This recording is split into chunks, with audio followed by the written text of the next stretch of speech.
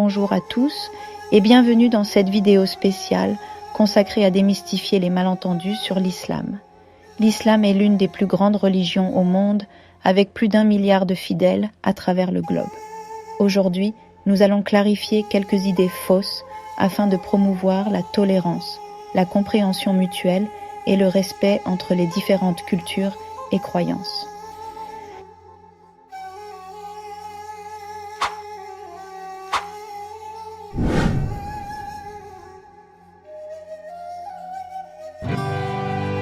L'islam trouve ses racines dans la vie du prophète Muhammad, qui est né à la Mecque, en Arabie, vers l'an 570 de notre ère. À l'âge de 40 ans, il a commencé à recevoir des révélations divines de la part d'Allah par l'intermédiaire de l'ange Gabriel, qui ont été ensuite compilées dans le Coran. Muhammad a été choisi pour transmettre le message divin et guider les gens vers la voie de la vérité et de la droiture. Après avoir reçu les révélations, Muhammad a commencé à prêcher l'islam à la Mecque. Cependant, en raison de l'opposition des chefs tribaux et des autorités, lui et ses partisans ont fait face à la persécution et ont émigré à Médine en 622 de notre ère, marquant le début du calendrier musulman, l'hégire. À Médine, l'islam a trouvé un terrain favorable et s'est rapidement répandu dans la région et au-delà. L'islam repose sur 5 piliers fondamentaux qui constituent les bases de la foi et de la pratique pour chaque musulman. Le premier pilier est la shahada, la déclaration de foi, qui affirme qu'il n'y a de divinité digne d'adoration qu'Allah et que Muhammad est son prophète. Le deuxième pilier est la salat, les 5 prières quotidiennes pratiquées à des moments spécifiques tout au long de la journée. Le troisième pilier est la zakat, l'aumône, qui consiste à donner une part de sa richesse aux plus démunis et aux nécessiteux. Le quatrième pilier est le sawm, le jeûne observé pendant le mois de Ramadan, en s'abstenant de manger, de boire et d'autres plaisirs physiques du lever au coucher du soleil. Enfin, le 5e pilier est le hajj, le pèlerinage à la Mecque que tout musulman qui en a les moyens doit accomplir au moins une fois dans sa vie. Un des malentendus les plus répandus concerne le port du voile dans l'islam et la place des femmes dans la société musulmane. Le voile a des significations culturelles et religieuses diverses, et son interprétation peut varier selon les régions et les traditions. En islam, le port du voile est vu comme un acte de modestie et de pudeur, visant à détourner l'attention des aspects extérieurs pour se concentrer sur l'intérieur et les valeurs spirituelles. Cependant, il est essentiel de souligner que le port du voile est une décision personnelle pour chaque femme et qu'il ne doit pas être imposé. Il faut arrêter de croire que les femmes qui portent le voile sont toutes contraintes par la pression familiale. Bien que cela puisse exister dans un petit pourcentage de cas, la majorité le porte par conviction et par dévotion personnelle. Réduire les femmes voilées à des êtres sans réflexion, dépourvus de volonté, est injuste et erroné. Il est crucial de respecter leur choix et de ne pas les juger sur la base de ce qu'elles portent, car après tout, c'est simplement une tenue vestimentaire. Il est déconcertant de constater à quel point cela peut déranger en France, prétendument le pays dont le slogan est « Liberté, égalité, fraternité ». On se demande quelle liberté est réellement prônée lorsque des femmes font l'objet de critiques et de préjugés en raison de leur choix vestimentaire. La véritable pression provient de la pression médiatique et du jugement de la société, entraînant parfois l'exclusion injuste de ces femmes, notamment dans le monde du travail, à l'entrée des collèges et lycées. Il est essentiel de promouvoir la tolérance, la compréhension et le respect mutuel envers les choix de chacun, afin de favoriser une société inclusive et respectueuse de la diversité. Quant au statut des femmes dans l'islam, il est important de reconnaître que les droits des femmes ont été améliorés depuis l'époque du prophète Muhammad.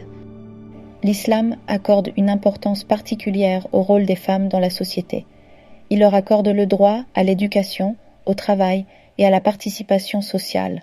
De plus, les femmes musulmanes ont eu le droit de vote avant tout le monde dans certains pays. Cependant, il est essentiel de souligner que les injustices que certaines femmes peuvent subir au sein de certaines communautés musulmanes sont parfois le résultat de mauvaises interprétations ou même de volontés délibérées de personnes mal informées. Ces interprétations erronées peuvent mener à des pratiques qui ne reflètent pas les principes égalitaires et justes de l'islam. Il est crucial de reconnaître que l'injustice que subissent certaines femmes ne provient pas des écritures sacrées elles-mêmes, mais plutôt d'une combinaison complexe de facteurs culturels, sociaux et historiques.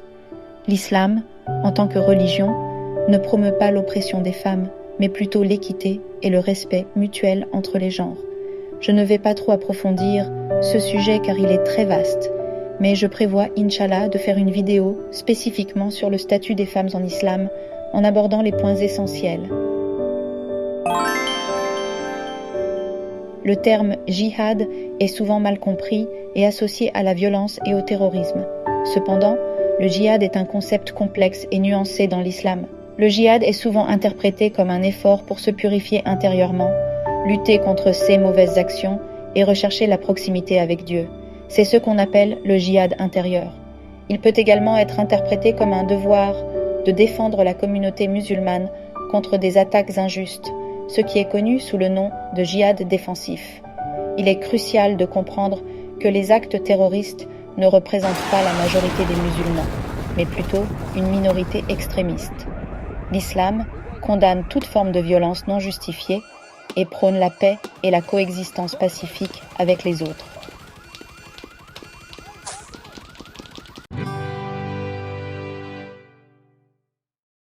La charia signifie voie ou loi et se réfère aux principes et aux lois basées sur les enseignements du Coran et des hadiths, paroles et actes du prophète Muhammad. La charia couvre un large éventail de domaines, y compris le droit pénal, la moralité, la famille et les transactions financières. Cependant, il est important de noter que la charia est souvent interprétée différemment selon les écoles de pensée et les cultures. Dans les contextes séculaires, la charia peut être utilisée comme source d'inspiration pour la législation, mais elle est généralement complétée par des lois civiles modernes. Dans les contextes religieux, la charia est appliquée de manière plus stricte, mais toujours sujette à une interprétation contextuelle et évolutive. Voici quelques versets du Coran qui encouragent les musulmans à coexister pacifiquement avec les non-musulmans et à entretenir de bonnes relations avec eux. Sourate Al-Baqarah, verset 62. Ceux qui croient, ceux qui pratiquent le judaïsme, les chrétiens et les sabéens, quiconque d'entre eux croit en Allah, au jour dernier, et accomplit de bonnes actions, sera récompensé par son Seigneur. Il n'éprouvera alors ni crainte ni chagrin. Sourate Al-Mumtahina, verset 8. Allah ne vous défend pas d'être bienfaisant et équitable envers ceux qui ne vous ont pas combattu pour la religion et ne vous ont pas chassé de vos demeures, car Allah aime les équitables. Sourate Al-Kafirun, verset 6. À vous votre religion et à moi ma religion. Sourate Al-Hujurat, verset 13.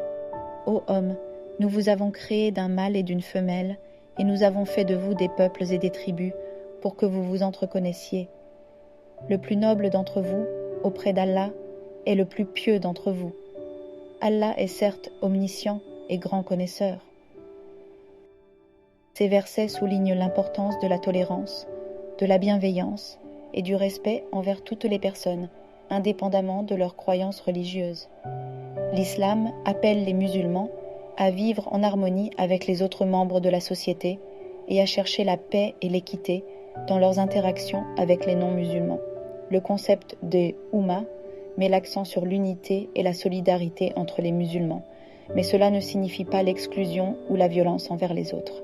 L'islam prône l'égalité et la tolérance envers les personnes de toute croyance, en soulignant que la foi ne doit pas être imposée par la force. Dans le Coran, le verset « Nulle contrainte en religion » exprime clairement cette notion, appelant à respecter la liberté de conscience des non-musulmans. Cette approche encourage une coexistence pacifique et respectueuse, où la diversité religieuse est valorisée au sein de la société musulmane. L'islam est une religion riche et diversifiée, avec une histoire et une culture bien établies. Elle est pratiquée par des milliards de personnes dans le monde entier, et elle a eu un impact profond sur les arts, la musique, la cuisine et d'autres aspects de la culture humaine. Malheureusement, l'islam est souvent mal compris et victime de stéréotypes.